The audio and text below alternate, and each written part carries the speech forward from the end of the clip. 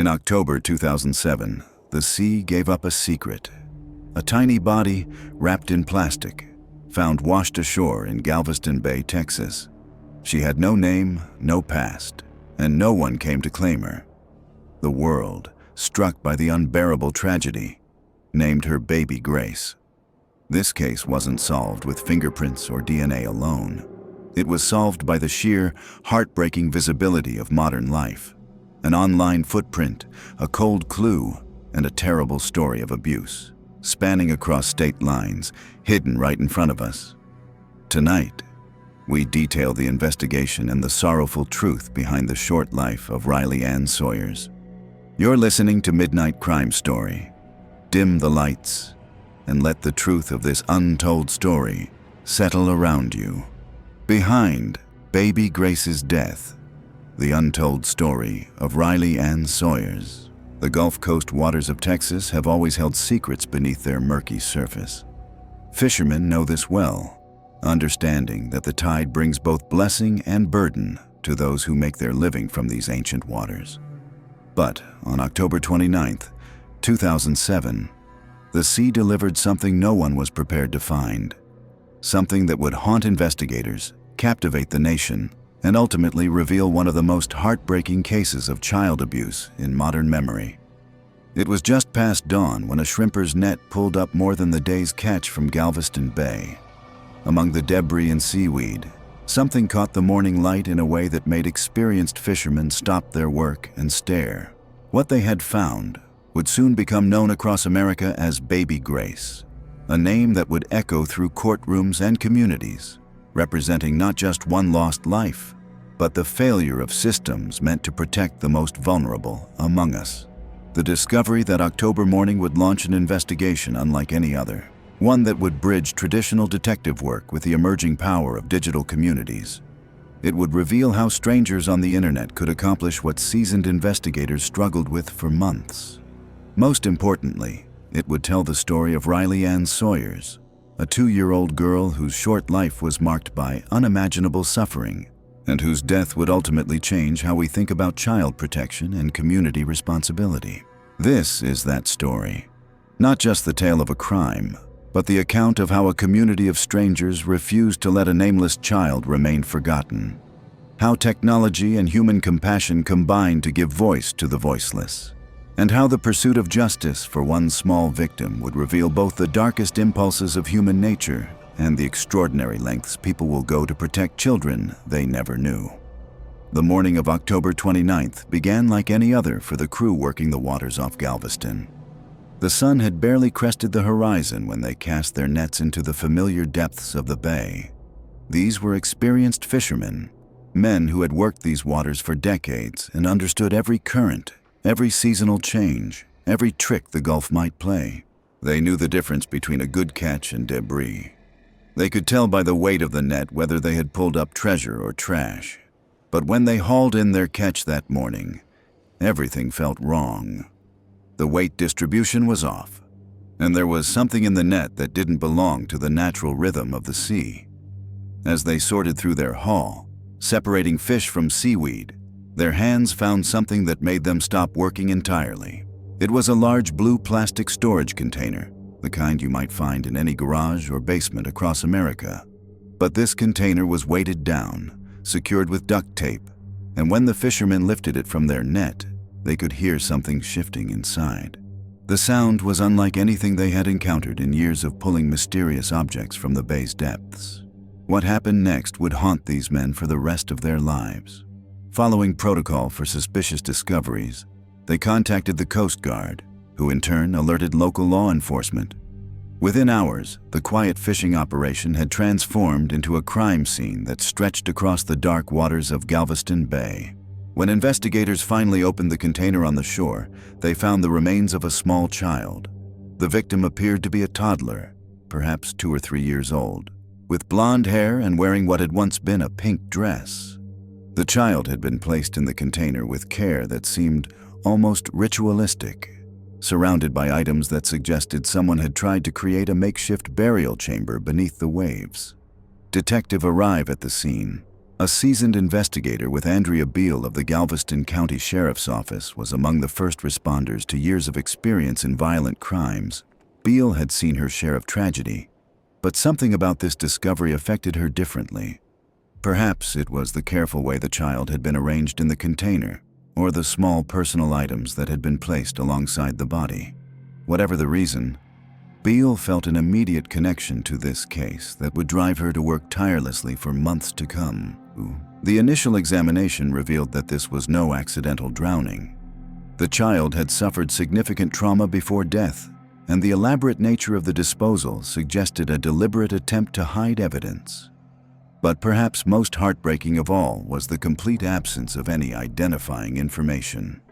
No clothing tags, no distinctive jewelry, no personal items that could provide a clue to the child's identity.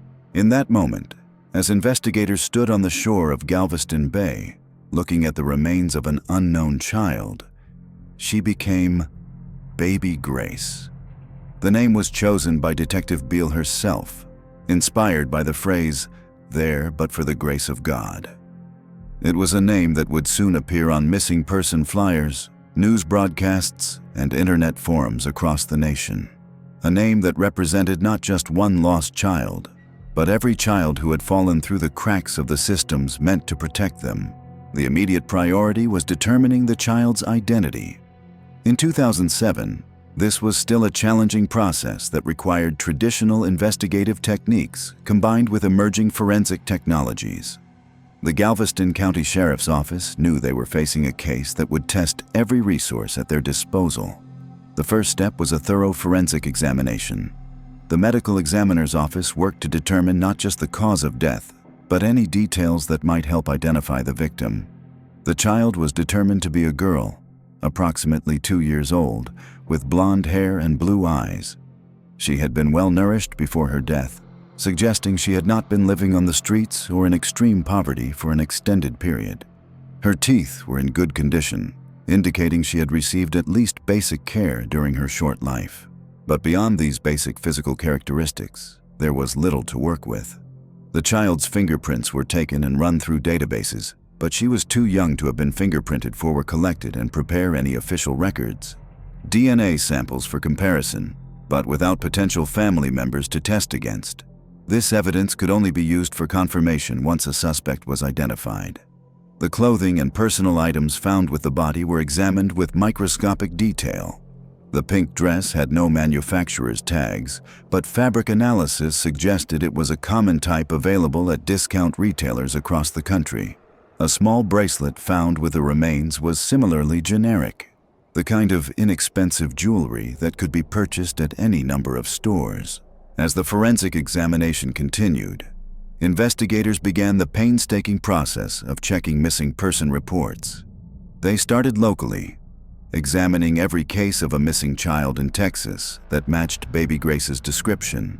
When that yielded no results, they expanded their search to neighboring states, then across the entire country. The process was complicated by the fact that many missing children are never officially reported. Family dynamics, illegal immigration status, involvement with child protective services, or simple dysfunction can all contribute to a child disappearing without generating a missing person report. Investigators knew they might be looking for a child whose absence had never been officially documented.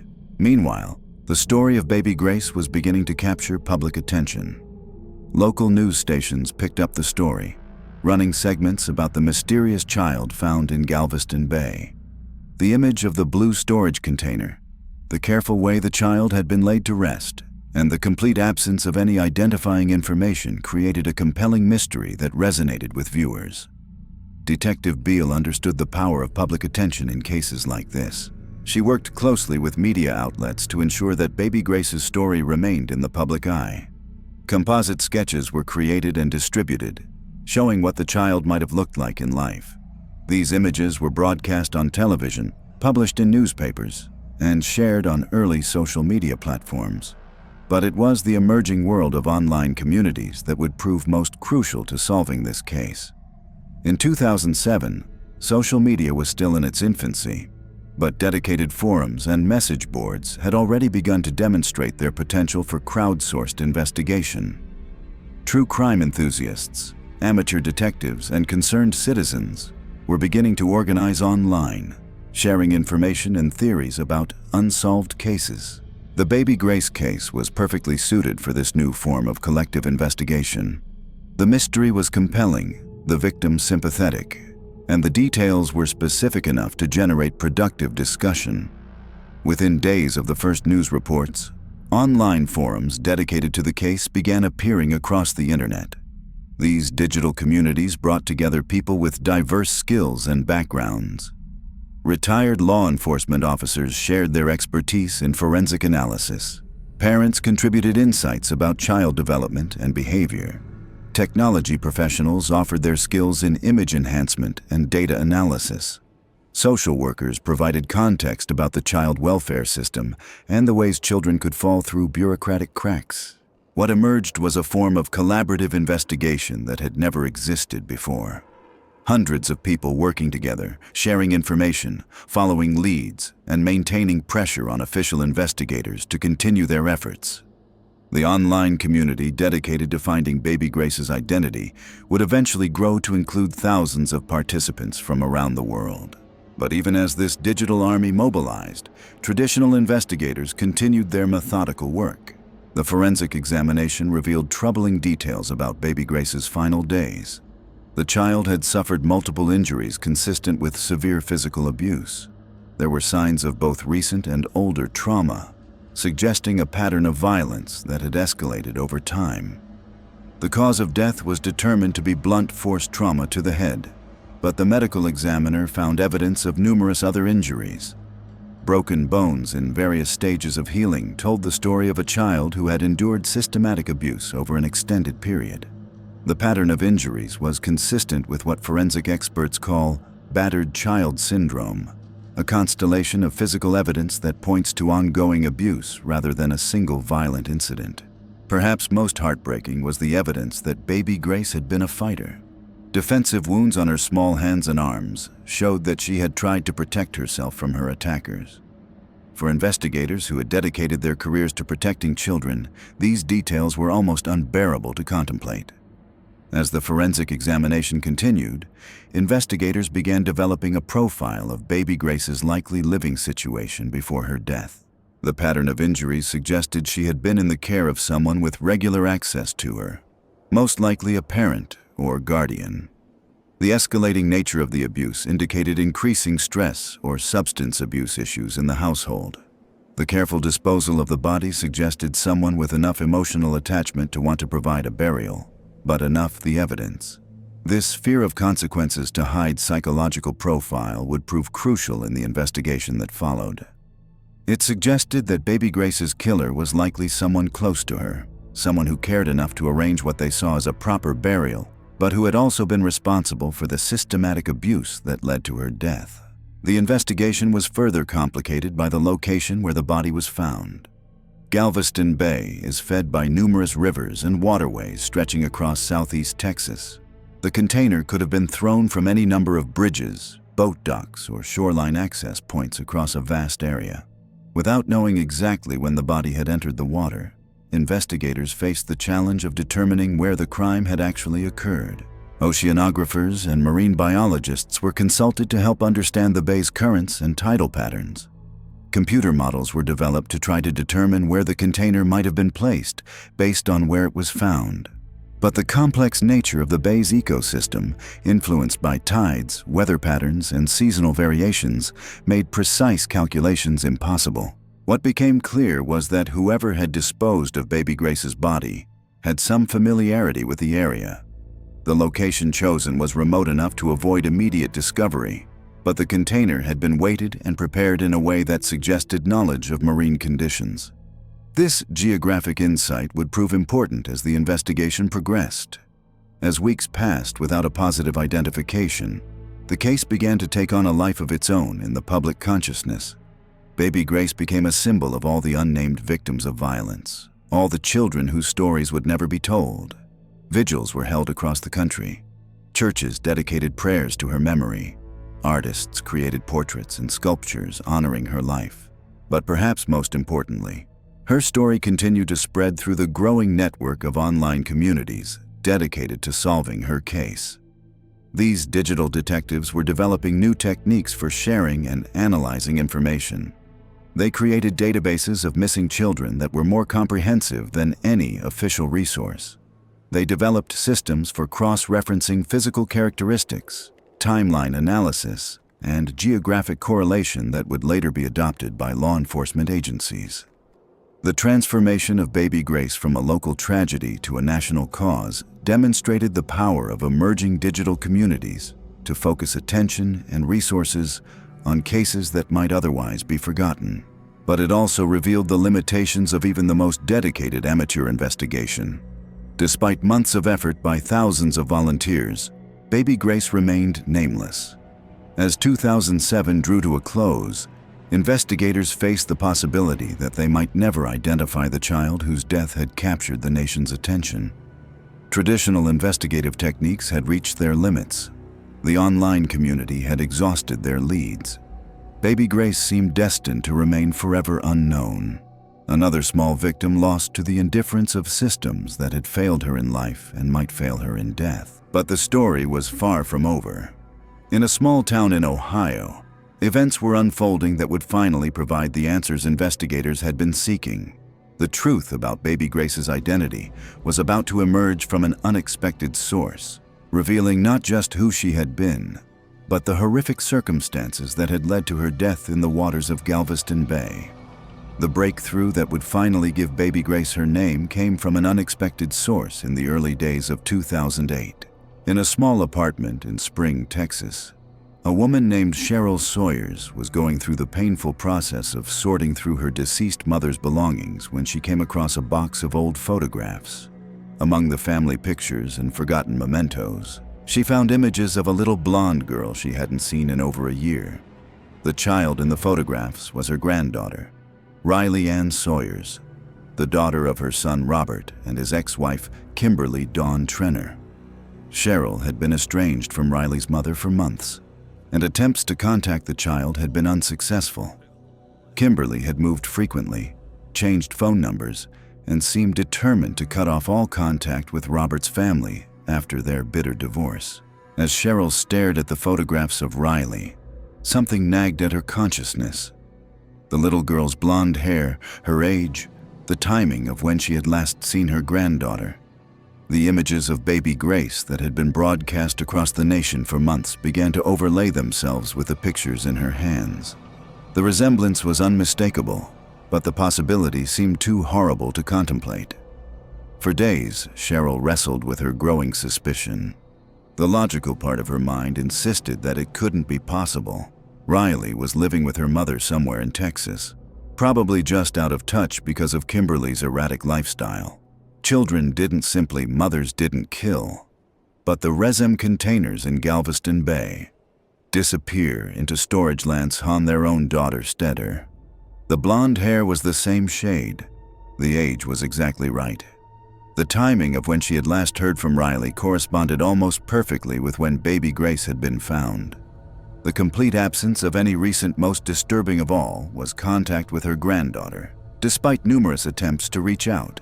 On a cold January morning, Cheryl Sawyers made one of the most difficult phone calls of her life. Her hands shook as she dialed the Galveston County Sheriff's Office, and her voice trembled as she explained her suspicions to the detective who answered. She provided Riley's full name, date of birth, and last known address. She described the distinctive birthmark on Riley's shoulder and the small scar on her chin from a childhood accident. Detective Beale received the call with a mixture of hope and skepticism. Over the months since baby Grace had been found, they had received hundreds of similar calls from people who thought they might know the child's identity. Each lead had to be followed, each possibility investigated, but none had led to a positive identification.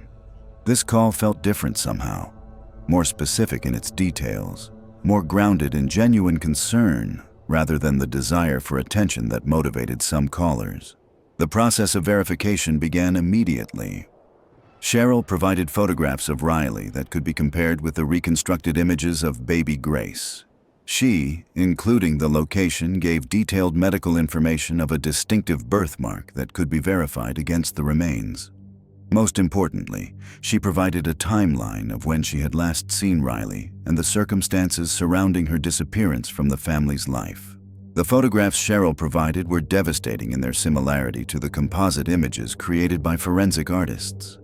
The shape of the face, the set of the eyes, the particular way the child's hair fell across her forehead, all matched with a precision that left little doubt. But photographs could be misleading, and investigators needed more definitive proof. The medical records Cheryl provided included documentation of a small surgical procedure Riley had undergone as an infant. This procedure would have left distinctive marks on the bone that could be verified through forensic examination. When the medical examiner compared these records with baby Grace's remains, the match was perfect. After months of uncertainty, baby Grace finally had her name back.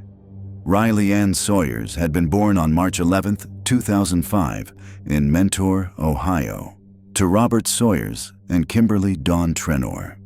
She was a healthy baby who brought joy to both sides of her family, despite the troubled relationship between her parents. Robert worked in construction while Kimberly struggled with personal issues that would later escalate into something between Robert and Kimberly, far more dangerous. The marriage had been volatile from the beginning. Kimberly had a history of emotional instability and substance abuse that created constant tension in the household. Robert tried to provide stability for his young Kimberly's family, but erratic behavior made normal family life impossible. Arguments were frequent. Police were called to the house multiple times for domestic disturbances, and the relationship deteriorated rapidly after Riley's birth. By the time Riley was 18 months old, her parents had separated. Robert moved out of the family home, but he maintained regular contact with his daughter and provided financial support. He loved Riley deeply and was concerned about Kimberly's ability to care for her properly, but the legal system made it difficult for him to gain custody. Kimberly was Riley's mother, and unless there was clear evidence of abuse or neglect, courts typically favored keeping children with their biological mothers. In early 2007, a decision Kimberly made that would prove fatal for Riley. She became involved with a man named Royce Zeigler II, a drifter with a violent criminal history who had spent time in prison for various offenses. Z, 24 years old, unemployed, and had a reputation for explosive anger and violence toward women and children. The relationship between Kimberly and Zeigler was toxic from the beginning. Both had substance abuse problems, both were prone to violent outbursts, and neither had the emotional stability necessary to care for a small child. But Kimberly was attracted to Zeigler's dangerous personality, and he represented an escape from the responsibilities of single motherhood that she found increasingly burdensome. Within weeks of meeting Zeigler, Kimberly made the decision to leave Ohio and start a new life in Texas. She packed up Riley and their few belongings and drove south, leaving behind Riley's father, grandparents, and everyone who cared about the child's welfare. It was a decision that would remove Riley from the protection of people who loved her and place her entirely at the mercy of two increasingly unstable adults. The small family settled first in a series of cheap motels and rental rooms across Texas. Zeigler had no steady employment, and Kimberly's erratic behavior made it difficult for her to hold jobs for any length of time. They moved frequently, always staying just ahead of unpaid bills and angry landlords. The instability was hard on Riley, who had no consistent routine, no stable home environment, and no contact with the family members who had previously provided her with love and security. As the months passed, the situation in the household grew increasingly dangerous. Both Kimberly and Zeigler were using drugs regularly, and their relationship was marked by constant fighting and violence. Riley became a target for their frustrations. A convenient scapegoat for their failures had begun as neglect, gradually, and disappointments. What escalated into active abuse? The pattern of abuse that eventually killed Riley Ann Sawyers developed over several months in the summer of 2007. Both Kimberly and Zeigler had explosive tempers that were made worse by drug use and alcohol consumption. Riley, barely 2 years old, became the focus of their rage when things went wrong in their chaotic lives. She was blamed for crying too much, for making messes, for requiring the kind of constant attention that all toddlers need. The abuse began with excessive punishment for normal childhood behavior. Riley was screamed at for accidents that were typical for her age. She was isolated in closets or bathrooms for hours when the adults wanted to use drugs or engage in activities they didn't want interrupted. Food was withheld as punishment, and she was denied or hurt. As the summer basic comfort when she was fright progressed, the punishment became increasingly physical. Riley was shaken violently when she cried. She was hit with objects when she failed to comply with demands that were impossible for a child her age to understand. She was burned with cigarettes when the adults were particularly angry or intoxicated. The small body that had once been healthy and well cared for began showing signs of systematic abuse. Medical experts who later examined the evidence determined that Riley had suffered numerous injuries over a period of several months. Broken bones in various stages of healing showed that the abuse had been ongoing and escalating. Burns, bruises, and other injuries painted a picture of a child living in constant fear and pain. Most heartbreaking was the evidence that people who were hurting her, a behavioral pattern common, Riley had continued to seek comfort from the very inabused children who have no other source of protection. The final escalation came in late September 2007, when the trio was living in a rundown apartment complex in Spring, Texas. Neighbors later reported hearing frequent shouting and crying from the unit, but no one called authorities. The sounds of domestic violence and child abuse had become so normalized in their environment that they were simply ignored. On September 27, 2007, something snapped in the household. The exact trigger for the final assault remains unclear, but witnesses later testified that both Kimberly and Zeigler had been drinking heavily and using drugs for several days. Riley, exhausted and frightened, was having difficulty following their increasingly erratic commands. What happened next was reconstructed through forensic evidence and the confessions that would later emerge during the investigation. Riley was beaten with such violence that she suffered fatal head injuries. The attack was prolonged and vicious, involving both adults who took turns inflicting damage on the small child. When Riley finally stopped crying, stopped moving, stopped breathing, they realized what they had done. Instead of calling for help, instead of trying to save the child they had sworn to protect, Kimberly and Zeigler made the decision to hide their crime. They spent hours planning how to dispose of Riley's body in a way that would prevent their detection. The blue storage container was purchased specifically for this purpose, along with the concrete blocks that would weigh it down and the duct tape that would seal it shut. But even in their guilt and panic, they seemed unable to simply throw Riley away like garbage. They dressed her in a pink dress, arranged her small body carefully in the container, and included personal items that suggested some vestige of love or regret. The ritualistic nature of the disposal suggested that despite their violence, they understood the magnitude of what they had done. The journey to Galveston Bay was made under cover of darkness on September 28, 2007. They drove through the night with Riley's body in the back of their car, looking for a place where she would never be found. The location, and far enough from there they chose, was remote, accessible by boat residents to avoid suspicion. They weighted the container and pushed it into the dark waters, believing they had hidden their crime forever. But the Gulf of Mexico had other plans. The tides and currents that they had counted on to carry Riley away instead brought her back to the surface after exactly 1 month. The blue container that was meant to be her permanent grave instead became the vessel that would carry her story back to the world. In the days following Riley's murder, Kimberly and Zeigler attempted to continue their lives as if nothing had happened.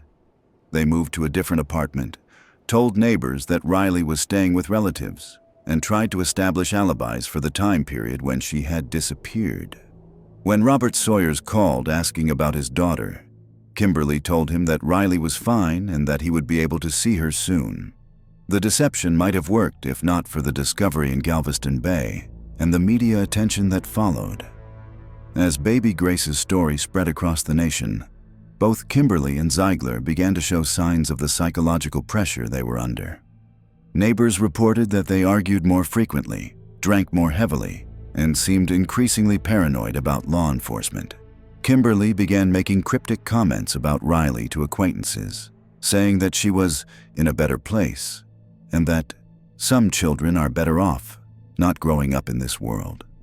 These statements, which seemed odd at the time, would later be interpreted as expressions of guilt and rationalization for Zeigler's behavior became even more erratic. He started what she had done, carrying weapons, claimed that people were following him, and talked frequently about leaving Texas to start over somewhere else. The weight of their secret was destroying both of them, but neither had the courage to confess or turn themselves in. The call from Cheryl Sawyers in January 2008 changed everything. Within hours of the positive identification of baby Grace as Riley Ann Sawyers, investigators had obtained warrants for the arrest of both Kimberly Trenor and Royce Zeigler. The manhunt that followed would span multiple states and involve dozens of law enforcement agencies. Kimberly was the first to be located. She had been staying with acquaintances in a small town outside Houston, still maintaining the fiction that Riley was alive and well. When officers arrived to arrest her, she showed no surprise, as if she had been expecting this moment for months. Her first words to the arresting officers were reportedly, "I knew this day would come."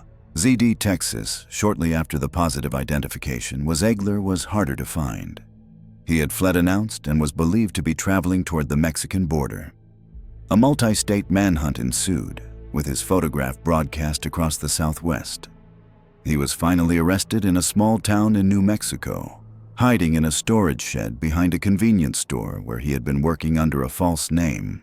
The arrests of Kimberly Trenor and Royce Zeigler brought relief to investigators who had worked tirelessly for months to identify baby Grace and find her killers. But for Riley's family, the confirmation of their worst fears brought only grief. The little girl they had been searching for was never coming home. The photographs Cheryl had found in her mother's belongings would be the last images of Riley alive and happy. The legal proceedings that followed would reveal the full scope of the horror that Riley had endured in her final months. Both defendants initially claimed innocence, pointing fingers at each other and constructing elaborate stories to explain Riley's disappearance. But as evidence mounted and plea negotiations began, the truth slowly emerged. The investigation had uncovered a trail of evidence that painted a clear picture of systematic abuse leading to murder. Medical testimony described injuries that could only have been inflicted through deliberate violence. Forensic evidence placed both defendants at the scene of the crime and connected them to the disposal of the body. Most damning of all were the inconsistencies in their stories and the complete absence of any credible explanation for Riley's disappearance. As the case prepared to go to trial, the prosecution faced the challenge of presenting evidence so horrific that it might overwhelm the jury, while ensuring that justice was served for Riley. The defense attorneys, meanwhile, struggled to construct any narrative that might save their clients from the death penalty or life imprisonment. The story of baby Grace had captured national attention for months, but now that she had been identified as Riley Ann Sawyers, the focus shifted to ensuring that those responsible for her death faced appropriate consequences. The child who had been nameless for so long finally had her identity restored, but the pursuit of justice was just beginning. The revelations that emerged during the investigation painted a portrait of systematic cruelty that challenged investigators' understanding of human nature. Detective Beale, who had seen her share of violent crimes in her years with the Galveston County Sheriff's Office, found herself struggling to comprehend how anyone could inflict such suffering on a child who had once brought joy to everyone who knew her. The forensic timeline that emerged from the investigation showed that Riley's abuse had not been a sudden explosion of violence, but rather a gradual descent into hell that had unfolded over months. Phone records and witness statements helped investigators piece together the movements of Kimberly, Zeigler, and Riley during the summer of 2007, creating a map of their nomadic existence across Texas as the abuse escalated. In June 2007, the trio had been staying in a motel outside Austin, where other guests later reported hearing a child crying at all hours of the day and night. The desk clerk remembered Kimberly and Zeigler as difficult customers who were often intoxicated and aggressive. Several guests complained about noise coming from their room, but no one reported suspected child abuse. The missed opportunities for intervention would haunt investigators as they learned more about Riley's final months. By July, they had moved to a series of short-term rentals and extended-stay motels in the Houston area.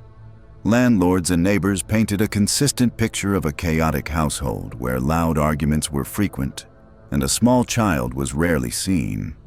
When Riley was spotted, witnesses described her as withdrawn and fearful, clinging to walls and flinching at sudden movements. These behavioral indicators of abuse were noted by several people, but none felt compelled to contact authorities. The progression of Riley's injuries, as documented through forensic examination, told a story of escalating violence that corresponded with increasing desperation in her caregivers' lives. As their financial situation deteriorated and their substance abuse worsened, Riley became the target for frustrations that had nothing to do with her behavior and everything to do with their inability to cope with adult responsibilities. Medical testimony would later reveal that Riley had suffered at least 8 distinct episodes of serious physical trauma in the weeks before her death. These were not control, but deliberate acts of violence, accidents, or moments of loss that required planning and sustained effort. The pattern suggested a healthy, systematic campaign of abuse that had transformed into constant fear. Toddler into a child, living. Perhaps most heartbreaking was the evidence that Riley had continued to seek comfort from the very people who were hurting her. Child psychologists who reviewed the case explained that this behavior is common in abused children who have no other source of protection. The biological bond between parent and child is so strong that even children who are being systematically harmed will continue to reach out for love and security from their abusers. The investigation revealed that both Kimberly and Zeigler had been aware of the seriousness of Riley's injuries long before her death. Neighbors reported seeing the child with visible bruises, cuts, and burns that would have required medical attention. Yet no doctor was ever consulted. No hospital visit was ever made. The adults responsible for Riley's care chose instead to hide her injuries and continue the abuse that was slowly destroying her small body. The final assault that killed Riley occurred on September 27th, cramped apartment in Spring, Texas. That, 2007, had become her prison. The forensic evidence suggested that both adults participated in the beating that ended her life.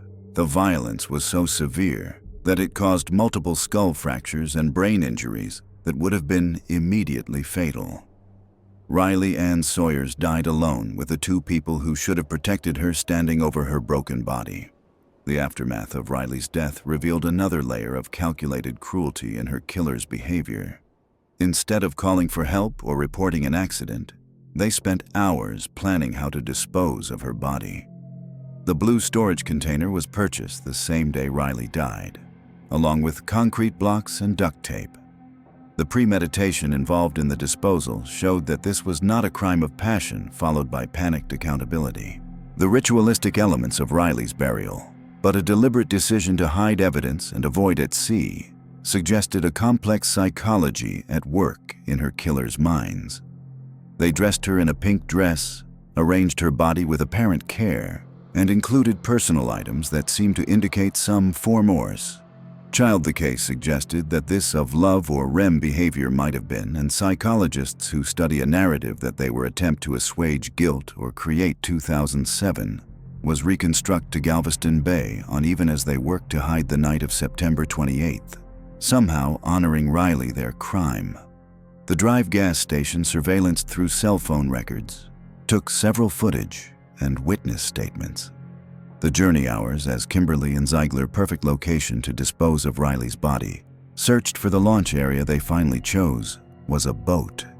They needed accessible enough to complete their grim task, the spot somewhere remote enough to avoid detection, but that was deserted after deep water that.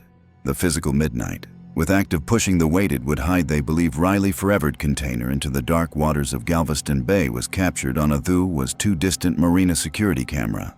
The image, and unclear to identify the perpetrators at the time. This crucial evidence in the prosecution footage would later become proof of the disposal visuals case, providing and helping to establish the timeline of events. End change following Riley's murder the Weeks, both Kimberly and to continue their lives as if nothing had. They moved to Zeigler, attempted a different location, found new jobs, and told anyone who asked that Riley was staying with relatives in another state. The deception required constant vigilance and elaborate story-mealing, but both committed to maintaining the fiction that Riley was alive and well. The psychological pressure of living with such a terrible secret began in various ways. Kimberly, to manifest, started drinking more heavily and developed insomnia that left her agitated and paranoid. She made cryptic comments to acquaintances about children being better off in certain circumstances and spoke frequently about the burdens of motherhood. These statements, which seemed odd at the time, would later be interpreted as attempts to rationalize what she had done to her own daughter. Zeigler's behavior became increasingly erratic and violent. He started carrying weapons, claimed that law enforcement was following him, and talked to Obbs somewhere else. Hissessively about leaving Texas to start over paranoia was there so severe that he changed living situation multiple times in the months following Riley's death, always convinced that they were about to be discovered. The discovery of baby Grace's body on October 29, 2007, exactly 1 month after Riley's death, sent shockwaves through the community of people who had been involved in hiding the crime. Several individuals who had suspected that something was wrong with Riley's sudden disappearance began to reconsider their silence. The media coverage of the mysterious child found in Galveston Bay created a sense of unease among anyone who had encountered Kimberly, Zeigler, and Riley during their final months together. As baby Grace's story spread across the nation and the online community began their investigation, both Kimberly and Zeigler found themselves living in constant fear of discovery. They monitored news coverage obsessively, searching for any indication that investigators were getting closer to the truth. The stress of maintaining their deception while watching the case unfold on television and in newspapers created an unbearable psychological burden. The breakthrough that led to Riley's identification came from an unexpected source, but it was the culmination of months of pressure that had been building on everyone connected to the case. Cheryl Sawyer's decision to contact investigators was driven not just by the physical resemblance between baby Grace and her granddaughter, but by a growing certainty that something terrible had happened to Riley. The complete absence of contact with her granddaughter, despite numerous attempts to reach out, had created a void that could no longer be ignored. When Cheryl made that crucial phone call in January 2008, she was not just providing information to investigators. She was giving voice to concerns that had been growing for months among Riley's extended family. Other relatives had also noticed the suspicious lack of communication from Kimberly, but Cheryl was the first to connect these concerns with the national story of baby Grace. The verification process that followed Cheryl's call was both thorough and heartbreaking, as investigators confirmed that baby Grace was indeed Riley Ann Sawyers. They also had to inform a family that their worst fears had been realized. The little girl they had been searching for was never coming home. The child they remembered as happy and healthy had died alone and in pain at the hands of people who were supposed to love her. The arrest warrants for Kimberly Trenor and Royce Zeigler were issued within hours of the positive identification. The speed of the legal response reflected both the seriousness of the charges and the determination of investigators to ensure that Riley's killers could not escape justice. The manhunt that followed involved multiple law enforcement agencies and stretched across several states. Kimberly's arrest came first, in a small town outside Houston where she had been staying with acquaintances who knew nothing about Riley's death. When officers arrived to take her into custody, witnesses reported that she showed no surprise or resistance. She had been expecting this moment for months, living with the knowledge that discovery was inevitable. Her first words to the arresting officers were reportedly, "Is this about the little girl they found?" The arrest scene was both anticlimactic and deeply sad. The woman who was taken into custody bore little resemblance to the young mother who had once cared for Riley during happier times. Months of guilt, substance abuse, and constant fear had taken their toll on Kimberly's physical and mental condition. She appeared older than her years, hollow-eyed and defeated by the weight of what she had done. Zeigler proved more elusive, having fled Texas shortly after the positive identification was announced. His criminal background had taught him techniques for avoiding law enforcement, and he managed to stay ahead of the manhunt for several weeks. The search for him stretched across the Southwest as investigators followed leads and sightings from New Mexico to Arizona. The manhunt for Zeigler became a media event in itself, with his photograph broadcast across multiple states and a substantial reward offered for information leading to his arrest. The public's investment in Baby Grace's story had created a network of citizens who were actively watching for Riley's killer, turning the search into a community effort that extended far beyond law enforcement. Zeigler was finally captured in a small town in New Mexico, hiding in a storage shed behind a convenience store where he had been working under a false name. His arrest was the result of a tip from a citizen who recognized his photograph from television coverage. When officers surrounded the shed, Zeigler surrendered without resistance, as if he too had been expecting this moment.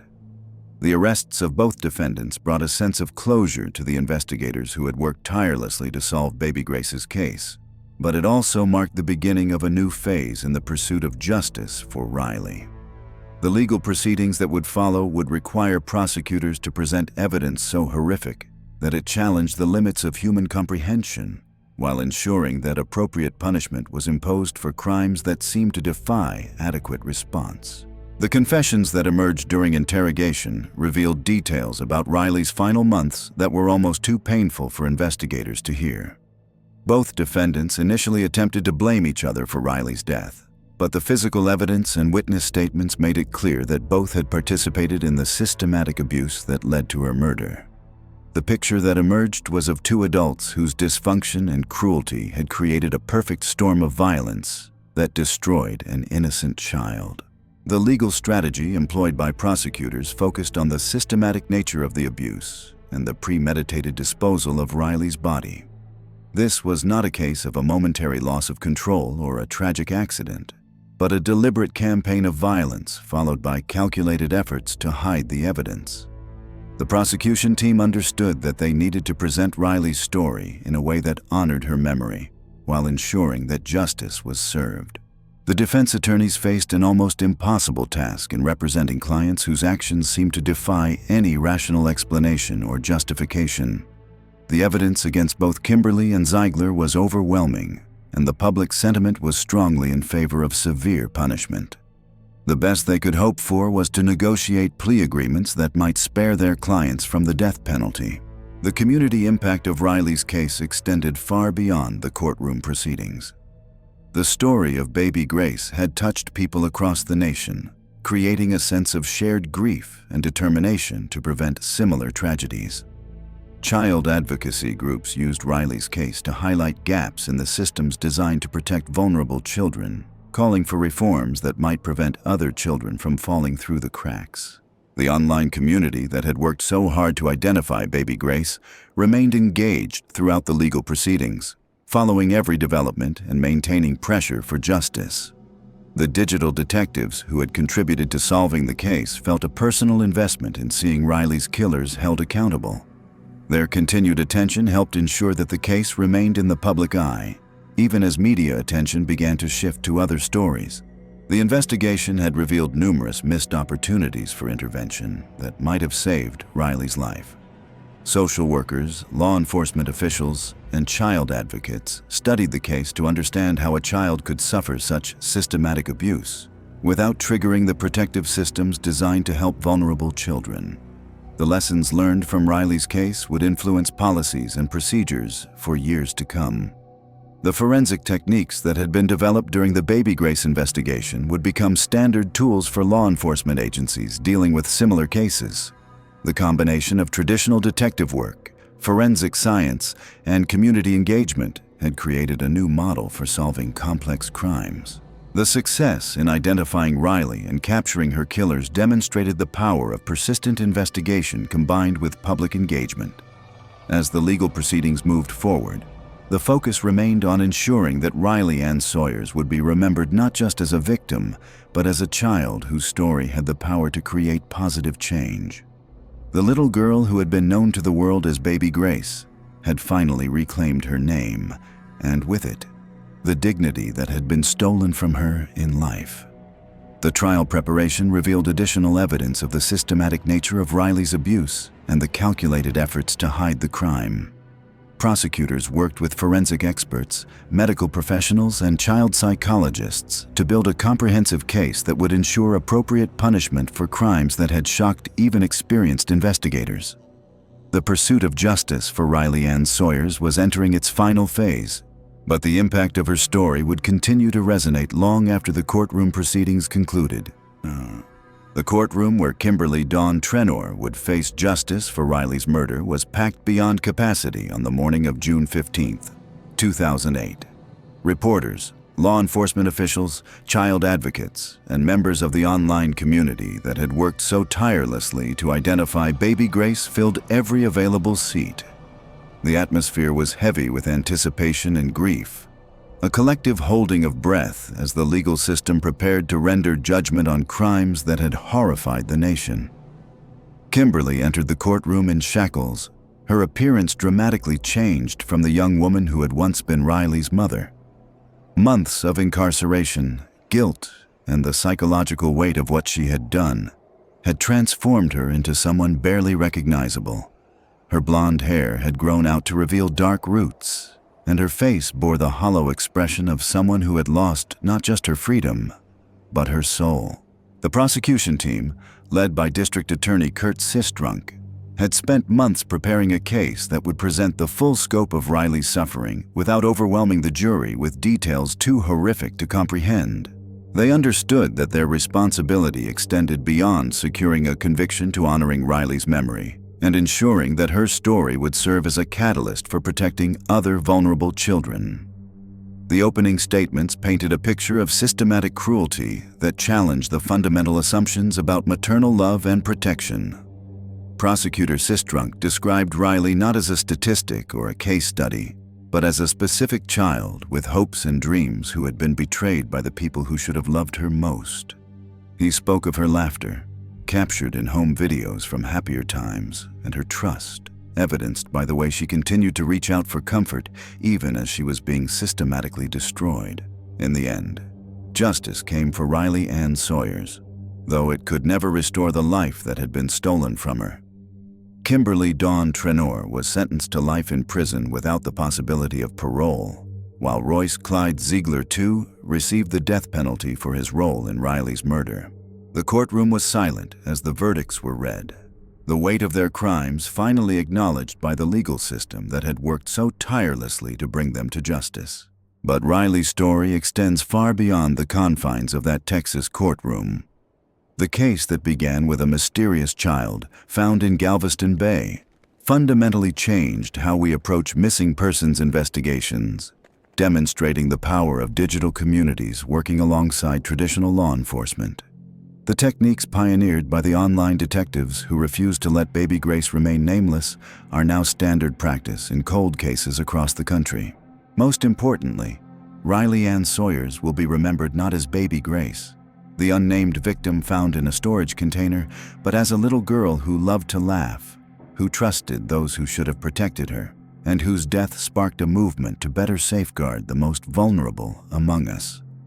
In the waters of Galveston Bay, the tide brought her story back to the surface, ensuring that her voice would finally be heard, and her short life would have meaning that extends far beyond the tragedy of her death.